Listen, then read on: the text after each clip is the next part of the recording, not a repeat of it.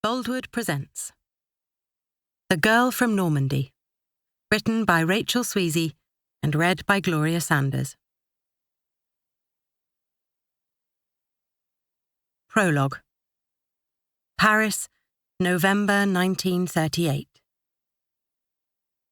As Marie-Claire held her precious baby in her arms and Benjamin wrapped them both in his embrace, the new parents quietly cried, overwhelmed with relief and gratitude that mother and child had both survived the delivery.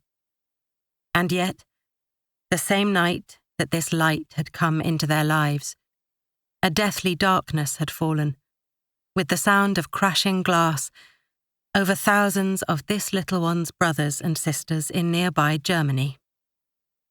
But here, in the little Paris attic apartment that Marie-Claire and Benjamin Dubois called home, on this night, in their world, all was calm and peaceful and hopeful at last. Baby Antoine sucked noisily at his fists, and his mother began to whisper to him about who he was and all he might do and see one day, where he fit into the world, and mostly of the beautiful blue bay that she loved in the south, where the Mediterranean lapped the shores. It wasn't until some days later, when they left the cocoon of their home and ventured into the streets with their new baby in his pram, that they learned of the horrors that had occurred on the night of Antoine's birth, and the threat this brought closer to their little family. For Benjamin Dubois, through his mother's line, was Jewish. The evil had been spreading through Germany like a malignant cancer over the last decade. But the root of the disease had begun right here in Paris, in Versailles, almost 20 years ago in 1919. And the bitterness harboured by one angry little man was now poisoning all of Europe. And little Antoine Dubois had been born on Kristallnacht. Chapter 1. Paris, December 1940. Benjamin snapped shut the textbook from which he'd been reading aloud and regarded his students as they began to pack their satchels.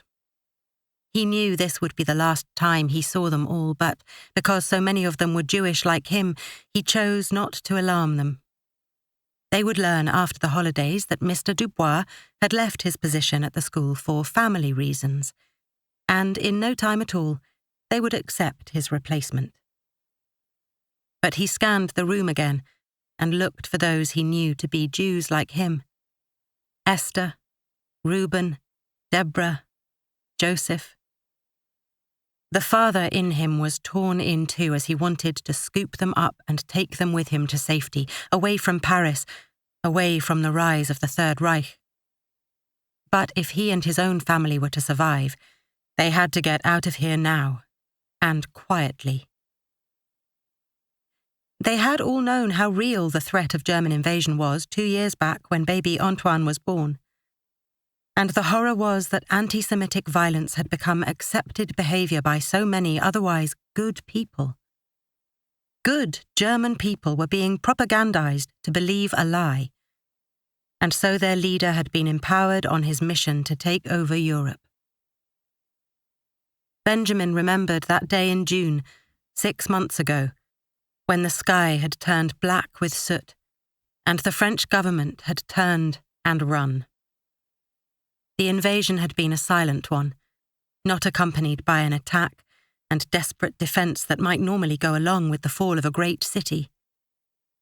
The soot that filled the air was the only detritus from burning fuel some distance from the city.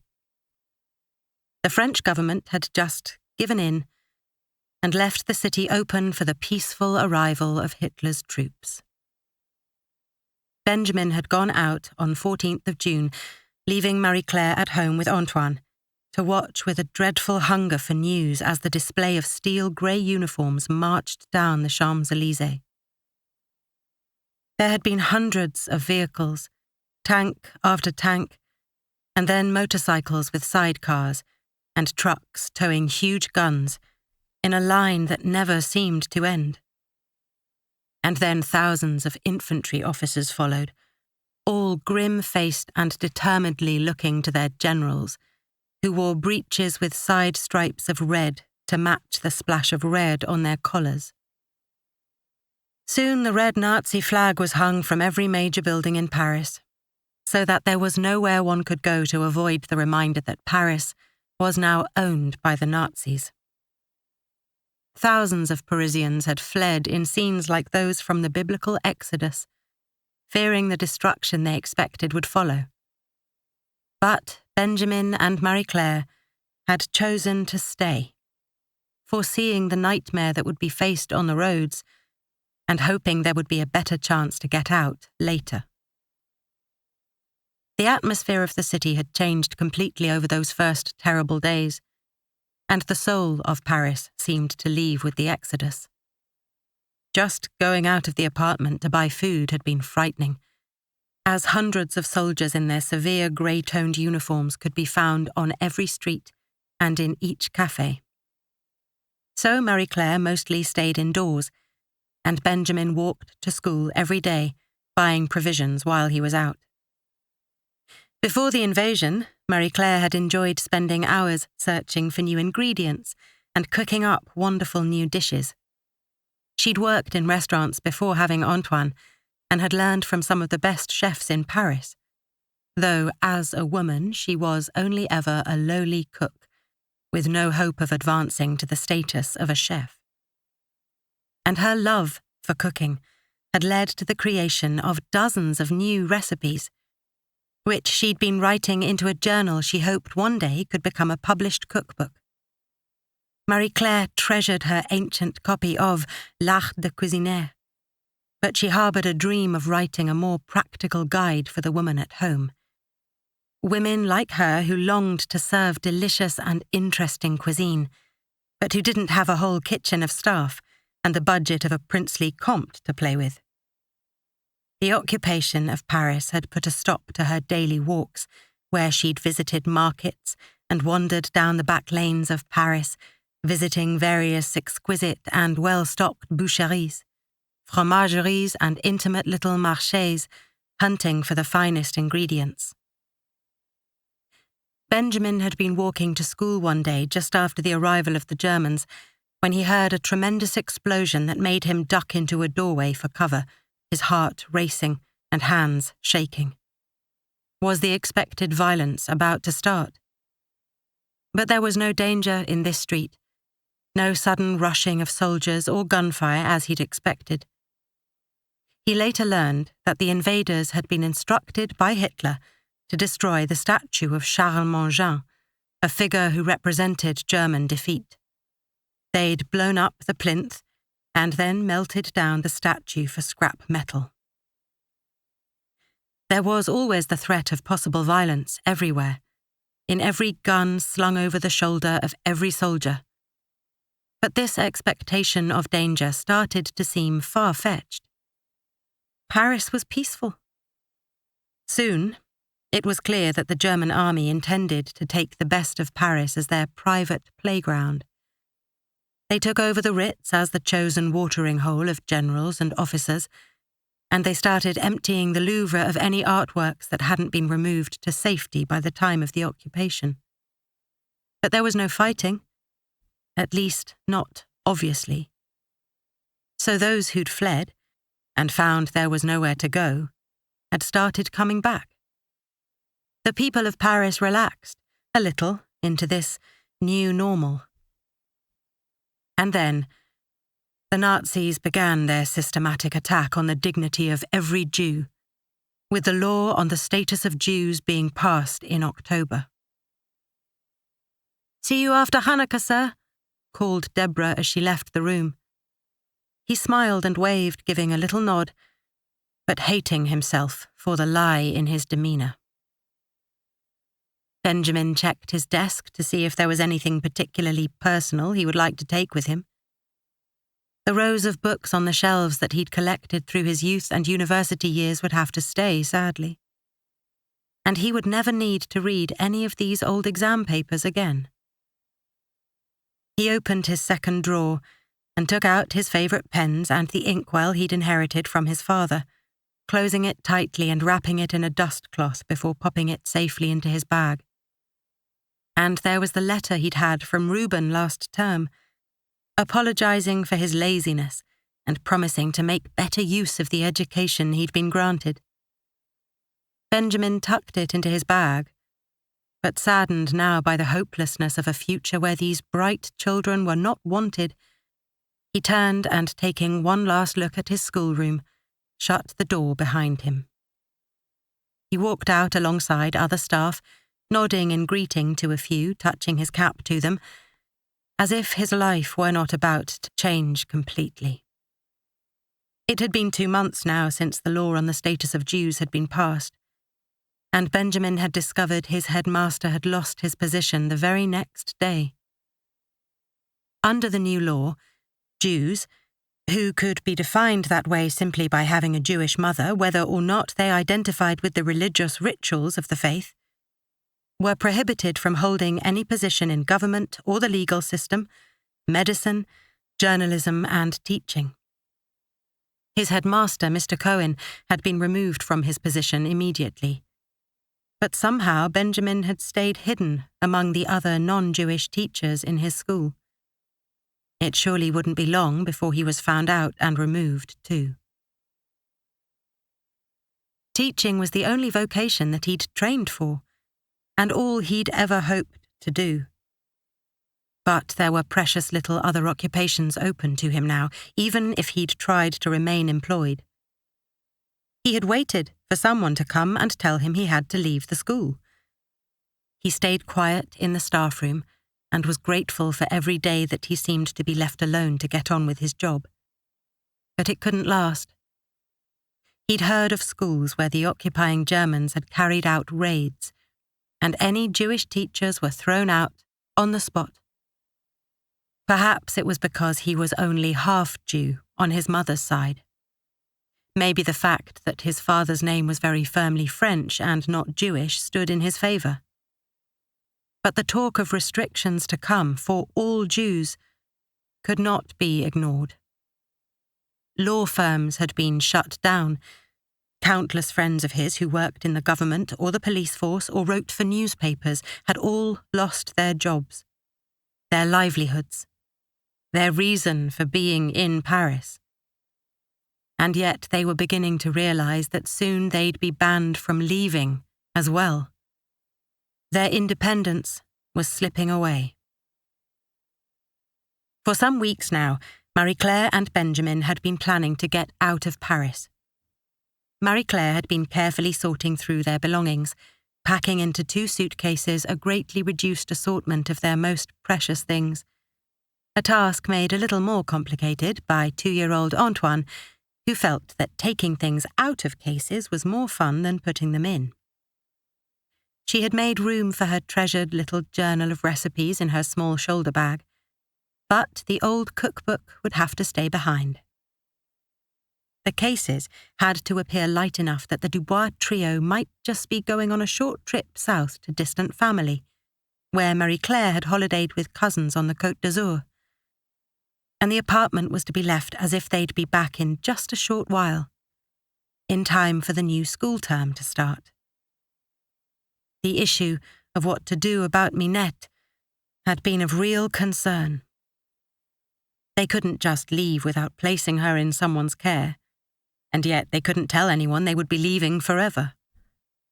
In the end, Marie-Claire had told their neighbour just this afternoon that they needed to visit her father as she'd heard he was unwell.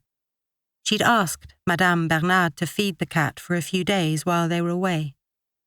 The travelling group, made up of Marie-Claire, Benjamin and Antoine, and their newly married friends Philippe and Juliette, had chosen this Wednesday night to leave, knowing it was generally quieter, and Marie-Claire had bought the tickets a few days earlier. Philippe and Juliette were not Jewish, but they'd seen enough of the Nazis in these last 6 months to know they wanted to escape to the south, where there was more chance of staying out of danger.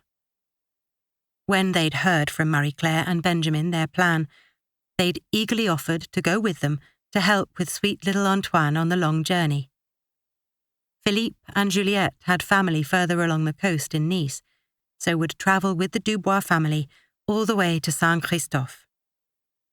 They were all due to catch the 7 o'clock overnight train from Paris Gare de Lyon all the way to Marseille in the south.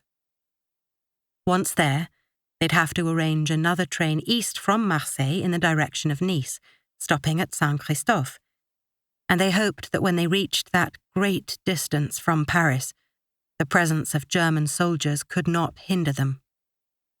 Once safe in Marie-Claire's favourite spot by the sea on the Côte d'Azur, something would surely work out for them.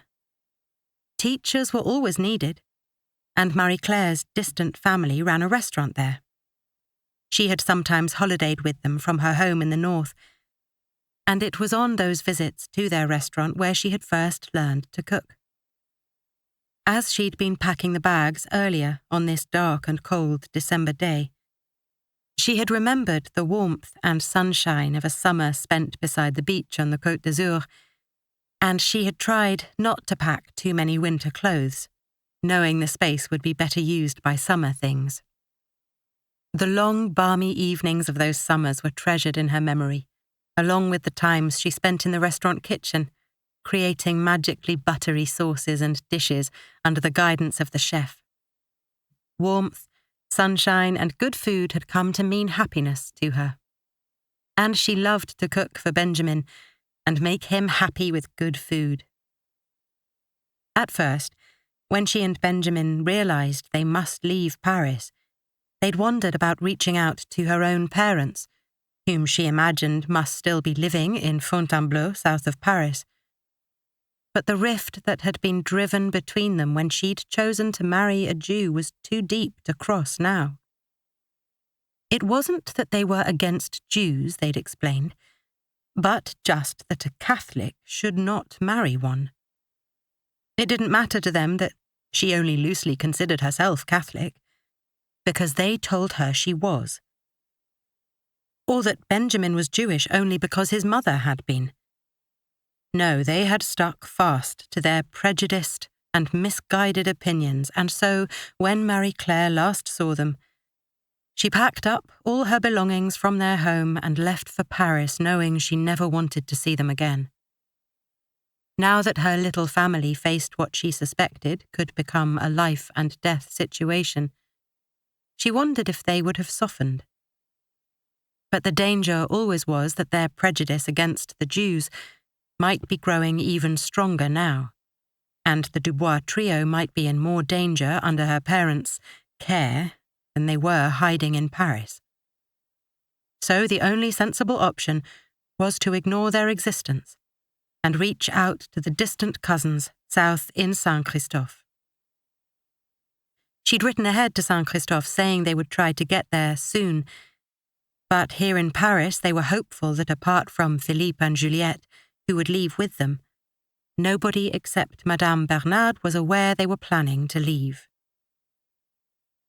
Benjamin opened the front door to their apartment block and pushed inside, gratefully shutting out the cold wind that tried to follow him in.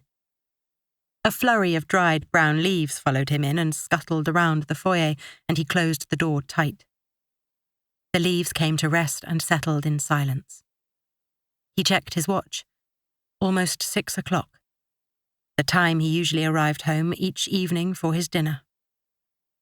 He took the steps up to their apartment 2 at a time, as he always did, his long legs seeming to need the extra stretch at the end of a day in the schoolroom. At the landing, he paused and looked around, knowing this was the last time he would come home, here to this place, if all went to plan. He chastised himself for even considering that anything could go wrong. They had packed their bags. They were going on a short trip to visit Marie-Claire's father, the story went. Although the truth was Marie-Claire only had distant family left in the south. Benjamin would eat a quick, cold meal with his family now, and they would say a fond farewell to Minette and stroke her fur for the last time. He drew a breath and readied himself to greet the darlings of his life just as he always did. "I'm home," he called, and braced himself for the onrushing ball of energy that was little Antoine. "Pa, pa, pa, pa, pa, pa!" shrieked the bouncing blonde boy who rushed headlong into Benjamin's arms. He scooped up his son and covered his soft cheeks with kisses before walking over to Marie-Claire and reaching a strong arm around her waist. "And how is my beautiful wife tonight? Excited?" he whispered into her hair. "Terrified," she breathed back, kissing him on the lips. "But in a few hours we will be miles from Paris and on our way to safety in the south. Then I will breathe freely again."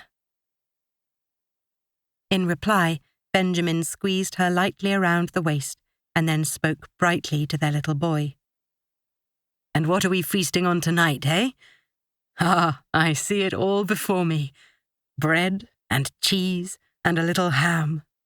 Perfect," he cried, sitting at the table and placing Antoine on his high chair. He poured 2 glasses of wine from the carafe and tore off a small hunk of bread, buttering it and slicing a piece of cheese for Antoine, who took hold of the food with both hands.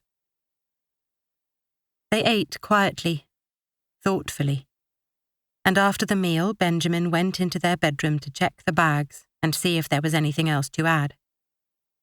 There was a little room, and perhaps space for 1 or 2 small books.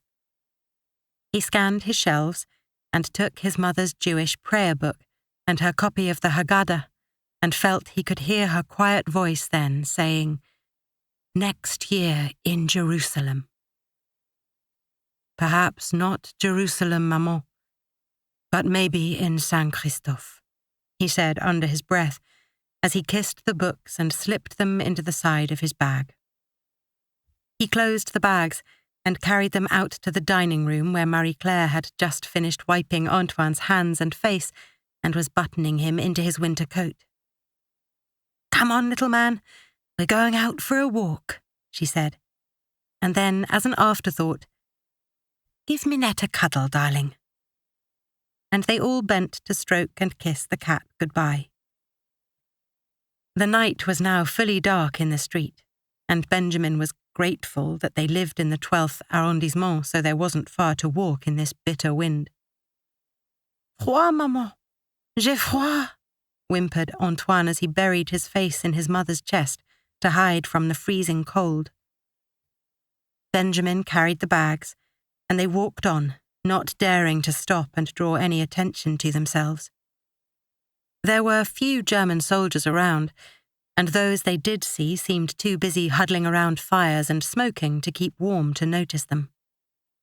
But anything and everything at all different or suspicious was always noticed, they'd learned in these strange, dark months.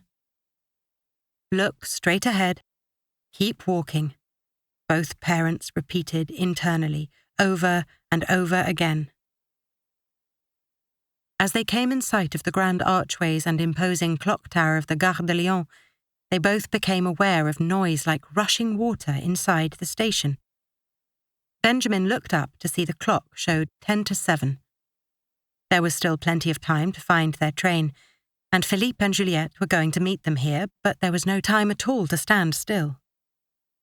Once inside the station, they were both overwhelmed by a heaving mass of people like they had never seen in the station before. There were hundreds of people queuing at the ticket office, some waving fistfuls of banknotes, far in excess of the cost of a ticket. "Something has happened," said Marie-Claire in a high-pitched tone that Benjamin didn't recognize. "Just keep walking. We have our ticket. There's our train ahead, see?" he said, nodding in the direction of a train that already seemed to be full to overloaded. The voice, when it came over the megaphone, had a terrifyingly imperious sound to it. "Keine Juden an Bord. Alle Juden melden sich an der Kasse." "Oh, Lord, no," breathed Benjamin, trying to school his face to remain calm and his legs to keep walking. "What do they mean, no Jews aboard, Benjamin? They don't want us here. And now they don't want us to leave either." We have our tickets already.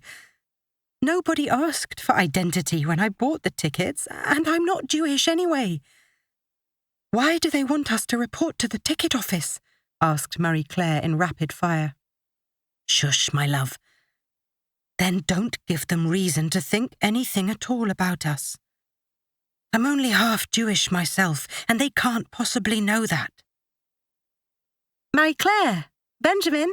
called the friendly voice of Juliette from the train window. "We're in here already. We thought you weren't coming." "Oh, Juliette, you are here," called Marie-Claire with relief. "But the train is so full. How will we fit?" she shouted through the din and chaos of the station. "Here, pass Antoine through the window to me," Juliette called, reaching out her arms to take the little chap in her arms. Marie-Claire passed him up, and he giggled as he was squeezed through the window, knowing he was safe with this auntie he loved. "Now the bags, and then you two will fit easier through the doors," Juliette called, after handing Antoine to Philippe beside her. Benjamin passed the first piece of luggage in.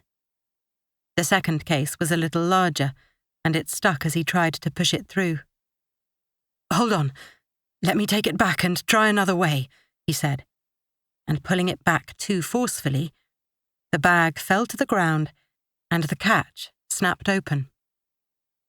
Benjamin and Marie-Claire both bent to pick up the few items that had fallen out, and froze as they saw a pair of black boots, polished to a shine like the moon on a calm lake, stop right beside them.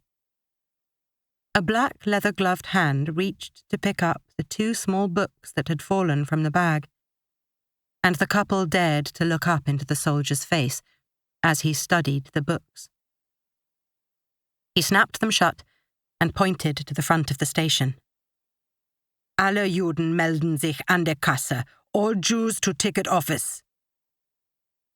Marie-Claire and Benjamin locked eyes, and in that fleeting moment decided without saying a word who should speak first. Marie-Claire stood slowly and pasted her smoothest smile onto her face. "Bonsoir, monsieur. There seems to be a misunderstanding. My husband and I are not Jewish. We are French, and we are Catholic. We have tickets for this train, and our son is already aboard, so if you don't mind." Marie-Claire crooned in her most sweetly seductive voice as she bent with Benjamin to put the belongings back into the case. "Halt!" came the imperious command. Both looked up to him as he opened one of the books. "These are Jewish books. You are Jews," he cried. "Oh, no, sir. I study literature of all languages, and neither of us is Jewish," explained Benjamin as the train whistle sounded. "You lie. All Jews lie," yelled the soldier, unwittingly repeating the lies he'd been told himself. "All Jews must report to the ticket office." Benjamin had finished repacking the bag and stood now, turning to glance at their friends on the train whose faces reflected the horror he felt. He made his decision and turned immediately, passing the case up neatly through the window and pulling Marie-Claire away from the soldier. He pushed her ahead of him toward the train door as the whistle sounded again, low and long like a moan on the wind. And then he heard another sound. The last sound he would ever hear. Chapter 2. Poole, April 1998. Esther leant against the glass, staring through the Georgian criss-crossed pattern on the window of the half-landing at the back of the main staircase of Upton House, where the Dorset Chamber of Commerce had its offices. The rain had been light and drizzly for days, but now it pelted and hammered, and the wind blew through the trees in the park as if it meant to rip them up by the roots. She couldn't even see the waters of the harbour, the rain was so intense. Her coffee cup warmed her hands, and the steam made wispy patterns on the cold glass of the window. As she looked through the patterns to the wind and rain outside, she imagined she could see the face in the rain that she'd not seen in person for nearly 13 years now.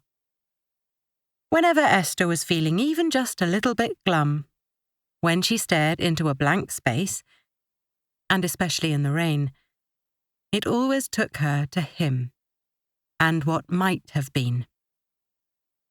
She wondered what Jules Joubert was doing now. The last time she'd seen him, he was about to leave the rural farm in Normandy where he'd grown up and go off to Paris to start university. She'd only been 16 years old and must have seemed so young to him. And though any adult would have called it a teenage crush, for Esther it had been as real and lasting, even more so, than any relationship she'd had with a man since then. Esther remembered how she'd been longing for that French exchange trip all year, for the previous 4 years really, ever since she'd started learning French at secondary school. The 5th-year French exchange trip had been the reward for sticking with conjugating verbs in French lessons long enough to be in the O-level programme. And then, in her final year of school, she had well and truly earned her right to go. Esther had been about to finally meet Giselle, the pen friend she'd been matched with from her school's twin in Normandy. The girls had been writing to each other every few months for the previous few years, and Esther was finally going to see the farmhouse she'd heard so much about. Giselle's letters had given Esther so much information about the farm in Sainte-Mère-Église where she lived, in the middle of the Norman Peninsula, that she'd felt almost like she'd be going home, even on her very first trip. Esther even knew the names of the cats, Minette, Coco, and Fifi. But there'd been details Giselle had never thought to mention, like the fact that her older brother, Jules, was drop-dead gorgeous, or the tiny detail that the farmhouse didn't have any plumbing. No shower, no toilet, no running water even in the kitchen.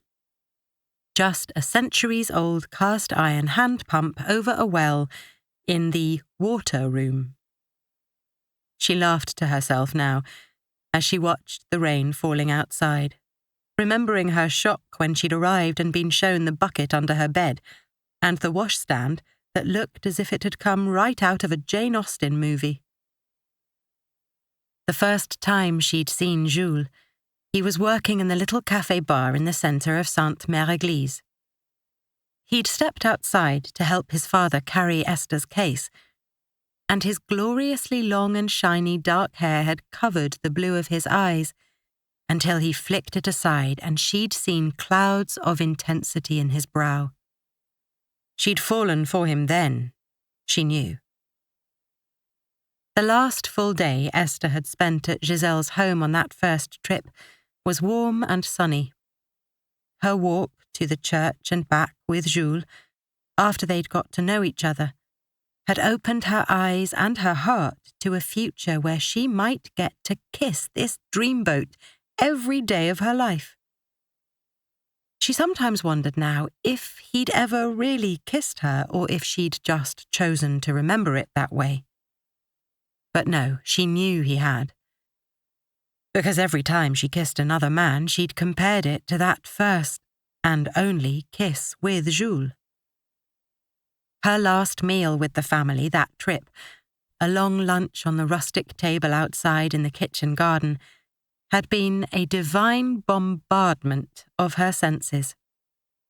The scent of the garden, the garlic, the slow-cooked meats, and the fruity red wine, watered down a little for herself and Giselle, had all filled her soul to the brim with happiness. She and Jules had stolen secret looks across the table, and she knew that it was his ankle that found hers and stayed connected through the duration of the lunch. But the next morning had dawned with a thunderstorm, and the grey clouds and rain didn't let up. Because of the rain, they'd not used the horse and cart that she'd been brought to the farmhouse in, and she'd had a rare ride in a car to get to the village square with her bags. And while everyone else was rushing to get aboard the coach before they got too wet, she hung back and said a long farewell to Giselle, looking hard towards the cafe bar on the edge of the square where she knew Jules was working that morning. At the last moment, he'd stepped out onto the pavement and stood in the rain to wave to her. She had smiled and waved back, and eventually climbed aboard the coach. The driver had to go right around the square and back past the cafe bar to get onto the road north out of town. And Jules stood there in the rain the whole time.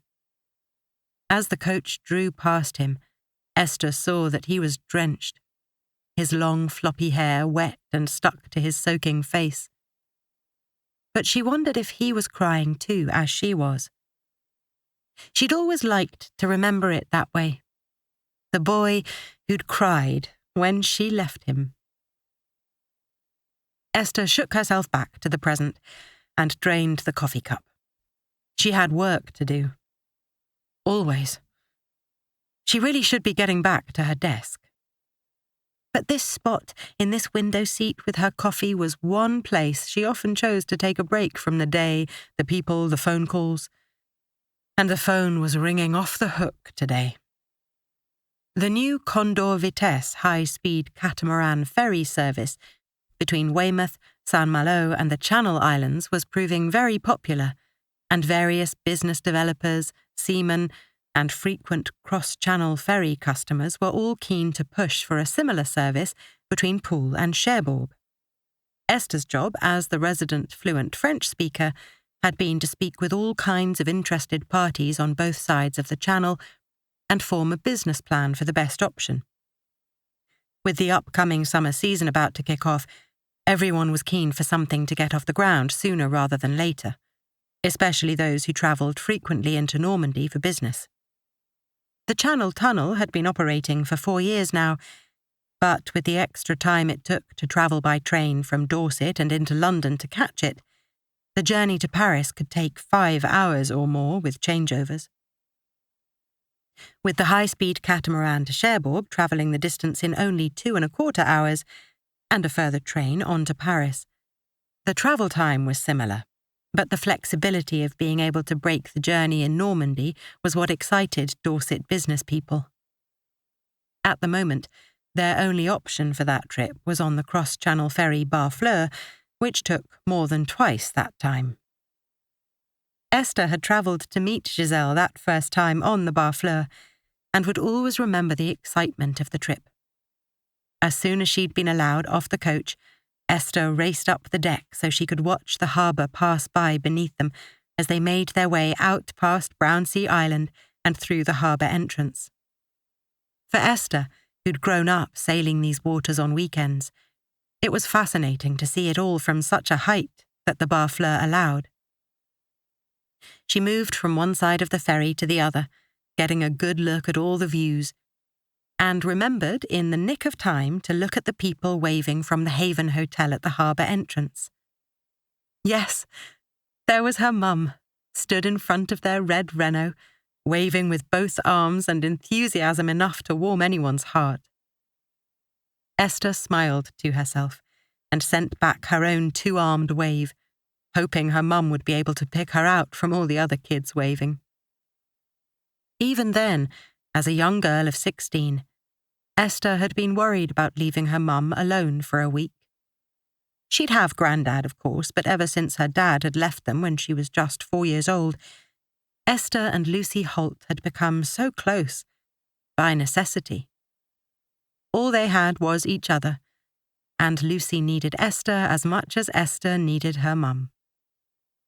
It had been Mum who'd encouraged Esther with her French, right back then when she was not even at school. Lucy had taken Esther to a preschool French club and helped her all the way through school, encouraging her finally to study French and business at Royal Holloway in London, which had led her to this job at the Dorset Chamber of Commerce as a translator. The town of Poole had been twinned with Cherbourg since 1977, and Esther had been working closely with the Twinning Association, making connections between the group and businesses on both sides of the Channel. By the time she'd started university, all direct contact with Jules was over. For the first few months after her trip, they wrote to each other every couple of weeks, and into the next year they began to wait until there was real news of changes in their lives. Esther was excited to hear of all the adventures Jules had when he moved away to Paris. But within a year of him starting his degree, a period of 3 months went by, and she hadn't heard a reply to her last letter. She wrote again, wondering if it had been lost in the mail, but still no reply came. All this time, Esther kept up her correspondence with Giselle and tried to ask discreet questions that might help her understand why he had stopped writing. "My brother is too busy with all the women of Paris to write to his family," Giselle had written as a side note once, complaining about his lack of interest in the farm. The blunt truth, delivered so innocently by Giselle, had dug into her young and impressionable heart like an ice-cold dagger. He had moved on. Jules had forgotten her. She had probably always been too young for him, and was just imagining that he even liked her at all. He probably kissed every girl that way. Over the years, she had been to Cherbourg several times, as well as some of the other smaller towns in Normandy, many of them also twinned with villages in Dorset, and many times she'd extended her trips to go back to visit Giselle and the family. She'd come to love the town of Sainte-Mère-Église and the Jouberts family. But for reasons she wasn't keen to explore, Jules had always stayed in Paris whenever she visited. He was working in a large corporation, so the family told her, and rarely had time to visit them. She had seen him once, at Giselle's wedding to Hugo, when Jules had brought his latest Parisian glamorous girlfriend as a date. And he hadn't made eye contact with Esther once. There'd been 6 different men in Esther's life, and even one who wanted to marry her. But she used her career as an excuse to say no. She wasn't ready to be tied down, and couldn't see herself as a mother anyway. Watching her own mum bring her up alone with no help from her dad had turned her off any ideas of having children.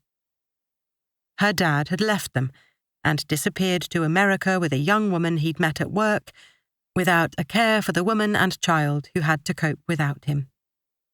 Parenthood was a mug's game as far as she could tell.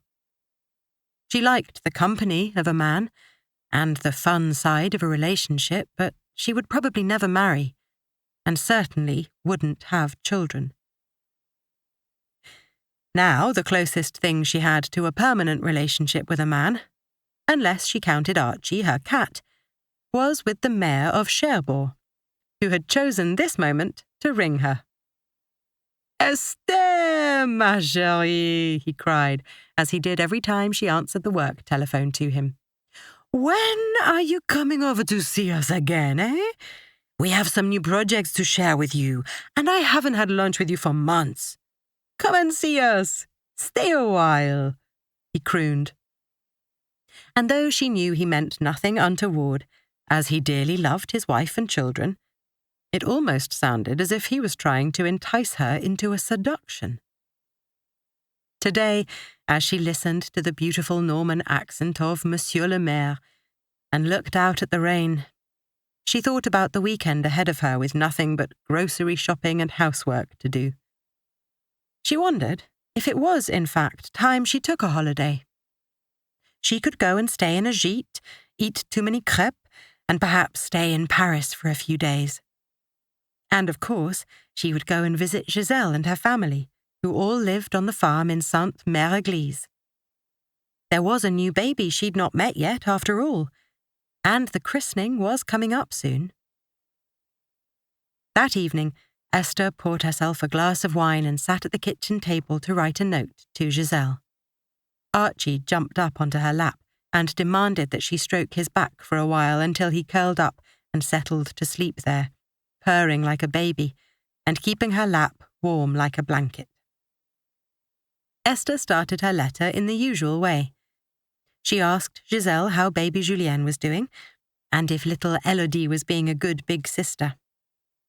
Was the date of the christening still set for the middle of May, and might it be all right if she came for a visit? She finished with a little wrap-up on the business meetings she needed to attend in Cherbourg and around Normandy, but let Giselle know she could spare a week in Sainte-Mère-Église if it suited the family. Esther put down her pen and realised now how much she hoped that it would suit them. A visit to that idyllic farmhouse was just what she needed. Chapter 3. Paris, 1940. Marie-Claire screamed and fell to the ground, cradling Benjamin's head in her arms and resting her hand on his bleeding chest, trying to stop the flow of blood that seemed to be pouring out of him like a flood. Chaos had broken out around them, and people ran in all directions, panicking once they'd heard the shot. "You murderer! You've killed him!"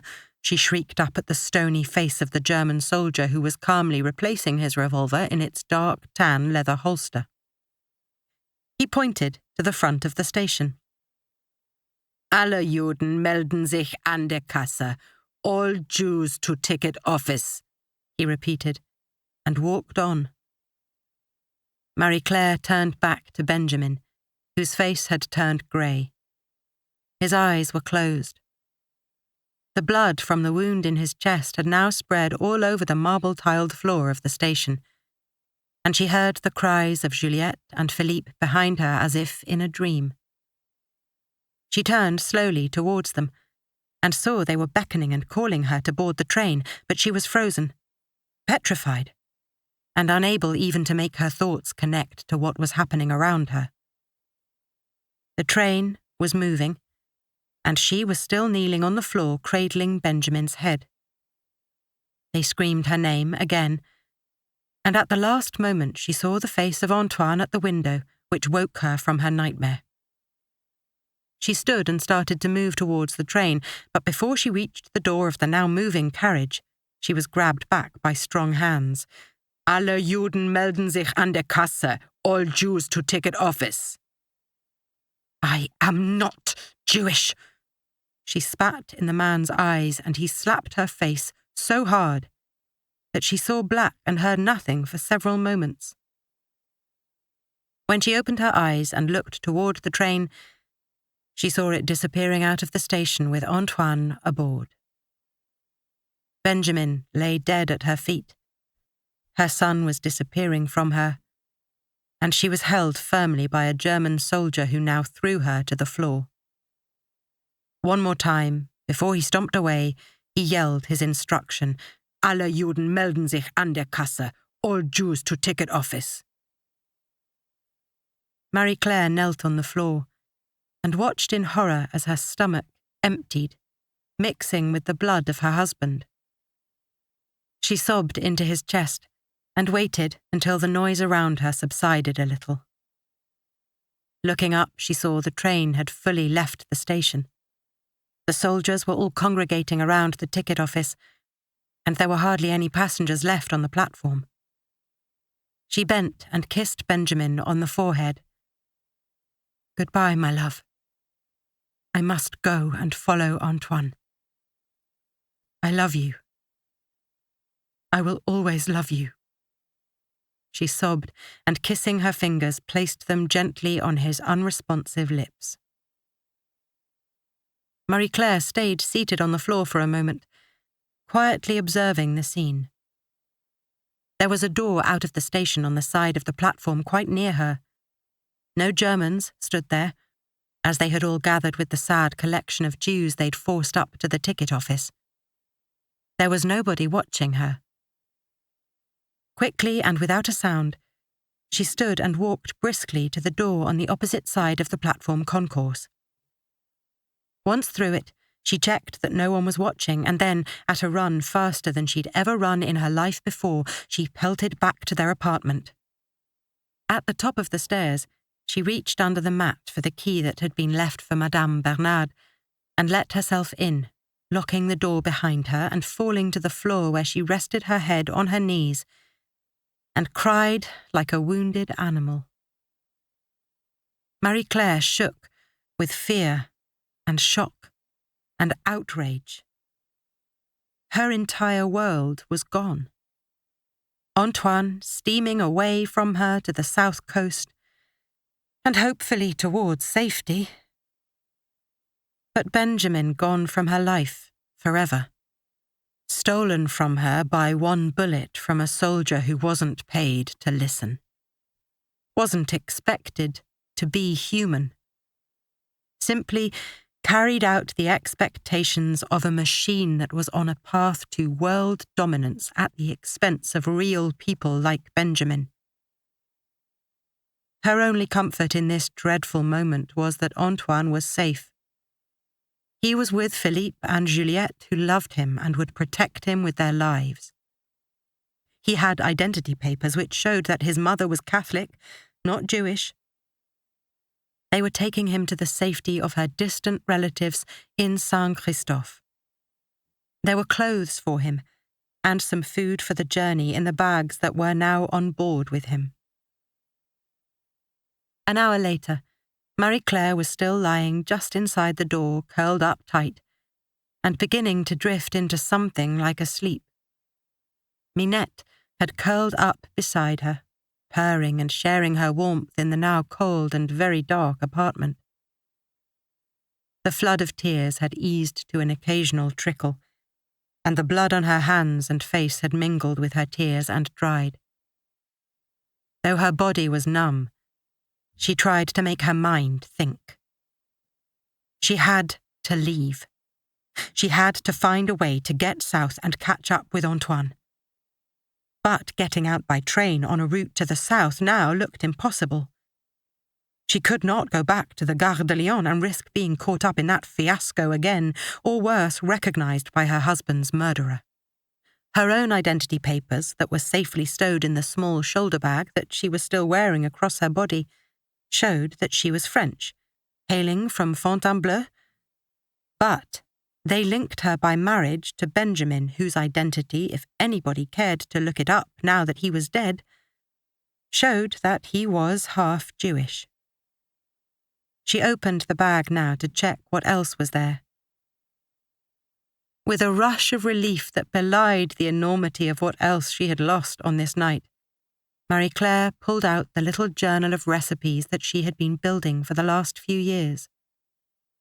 She opened it to the last page, where she'd written her latest creation, and described the expression that she'd seen on Benjamin's face when he'd tasted the meal.